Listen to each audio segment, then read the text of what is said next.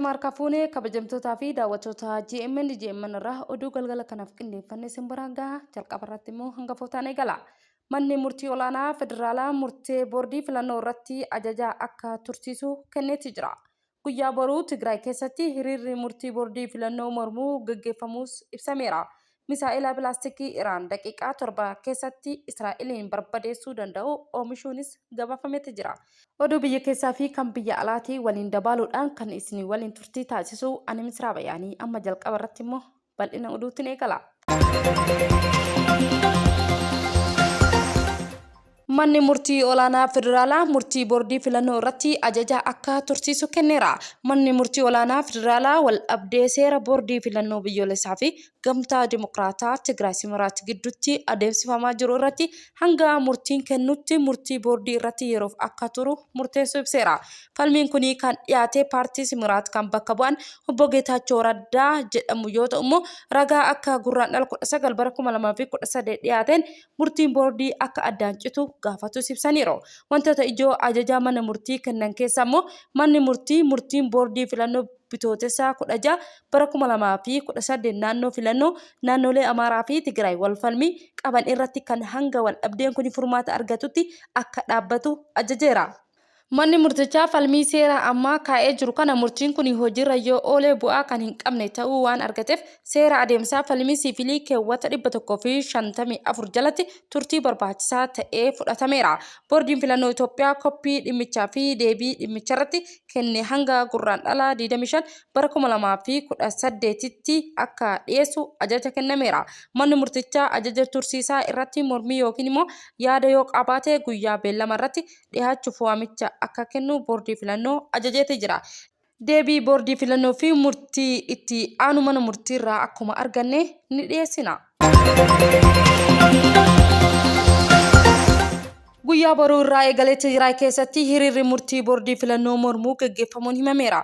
Guyyaa boruu gurraandhala 17 bara 2026 naannoo Tigraay keessatti hiriirri murtii boordii filannoo biyyoolessaa tibbana murteessee balaaleffachuu akka gaggeeffamu biiroon kominikeeshinii naannichaa ibseera. Boordiin filannoo biyyoolessaa murtii mana maree federeeshinii irraa isa ga'e hordofee tibbana murtii dhimmoota walfamsiisoo ta'an irratti dabarsee turuunis ni yaadatama. Bakkeewwan wal dhabdee naannoo Amaaraa fi Tigraay qaban 5 hanga furmaata argatanitti mootummaan naannoo Tigraay ala ta'anii qofa isaanii kallattii mana maree bakka bu'oota uummataa fi filannoon akka dorgoman murtaa'uu beekseera. Tarkaanfiin kun immoo gama Tigraay heera mootummaa kan falleessu jechuudhaan akka malee qeeqaneera. Qondaaltonni naannoo Amaaraa ammoo gaafiin hawaasaa yeroo dheeraa deebii argataa jiraachuus ajajameera.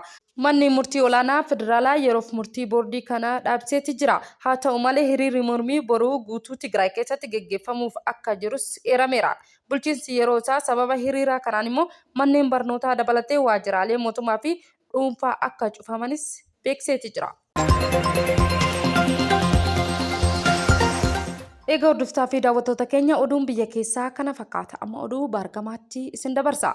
Namichi kaffaltii balfaa kaffaluu diduuf saree leenjisee hojjechiisaa ture adabbii guddaan adabamuun himame. Namichi lammii Xaaliyaanii kaffaltii balfaa kaffaluu diduuf saree leenjisee hojjechiisaa ture adabbii guddaan adabamee jiraachuunis ibsameera. Poolisiin bulchiinsa magaalaa Kaantaaniyaa ibsa kenneen gocha kana balaaleffachuun haxummaa hammeenyaa fi sababa ta'uu hin danda'u jechuudhaan himeera. Kutaan eegumsaa naannoo magaalattii suuraa kaameraa hordoffii lamaan sareen kun boorsaa balfa daandii irratti darbachuuf ifatti agarsiisuu gadhiiseeti jira. Poolisiin itti dabaluudhaan immoo gochi kun yakka hamaa qofa osoo hin taane yakka dachaa ta'uu magaalattii faaluu bira darbe bineensa qulqulluu gocha yakkaaf itti fayyadamaa jiraachuu qulqulluun naannoo eeguun immoo dirqama nama hundaa ta'us ibsameera. Aangawaan ragaa viidiyoo erga qoratanii boodammoo sareen kun ajajaa fi leenjii abbaa qabeenyaa isaatiin akka socho'u mirkanaa'eera. Akkamitti sareen kun mana keessatti akka argamu ifa ta'uu baatus immoo abbaan qabeenyaa adabameeti jira. Akka seera Xaaliyaanitti namni seeraan ala balfa gatan argaman yuuroo 1,500 doolaara 1,770 hanga yuuroo 18 doolaara 21,220 adabamuu qabas jedhameeti jira. Projektiin nukleeraa Iraan deebi'ee xiyyeeffannoo addunyaa argachuun himameera. Yuunaayitid Isteet xiyyaarota waraanaa fi doonii waraanaa ishee gara naannichatti dhiyeessuus ibsameera. Yoo Tahriin waliigaltee irraa gahuu baatte Ameerikaan haleellaa raawwachuuf qophooftuu ta'us himameera. Manni nukleeraa biyyoota lamaanii gidduutti adeemsifamaa jiru kun immoo yeroo ammaa kana sadarkaa murteessaa irra gahuutu himame. Maddoonni dippiloomaasii akka ibsanitti mariin kun immoo waliigaltee haaraa irra gahuuf yaalii cimaa keessa jiraachuun garuu garaagarummaa yaada ammas ni jiras jechuun himameera. Ameerikaan dhiibbaa siyaasaa fi waraana cimsuuf humna waraanaa gara naannoo baha giddu galeessatti dabalaa jiraachuun himameera. Tarkaanfiin kun akka mootummaan Ameerikaa ibsetti immoo Iraan marii irratti waliigaltee akka kaa'u kakaasuuf jechuun himame. Gama biraatiin mootummaan Iraan sagantaa nukleeraa isaa kan hojii nagaa qofa akka ta'e ibsuudhaan dhiibbaa alaa akka hin fudhanne dubbachuus ibseera. Rakkoon nukleeraa Iraan waggoota hedduuf dhimma siyaasaa addunyaa ta'ee ture bara 2015 waliigaltee nukleeraa mootummaa Iraanii fi biyyoota humna addunyaa gidduutti mallatteeffame booda garaagarummaa siyaasaa uumamuun haalli isaa jijjiirameera. Dhaabbileen addunyaa keessumaafuu tokkummaa mootummoota addunyaa marii nagaa akka itti fufuu waamicha taasisanii turan. Xiinxaltoonni akka jedhanitti immoo marii yeroo ammaa kana adeemsifamaa jiru murteessaadha jechuun ibsan. Yoo waliigalteen argame dhibbiin siyaasaa hin hir'ata, yoo hin argamne garuu walitti bu'iinsi waraanaa dabaluu ni danda'a jedhameeti jira. Waraanni dhiyeenyaa kana Israa'elii fi Iraan gidduutti taasifamaa hordofuudhaan dandeettii waraanaa fi meeshaalee waraanaa biyyoota lamaanii hanga tokko kan itti mul'ate ta'uun himame. Iraan haleellaa Israa'el haaloo ba'uuf immoo meeshaalee pilaastikii fageenya gidduu galeessaa saajinii 2 jedhamu irra deddeebiidhaan akka fayyadamtu himameera.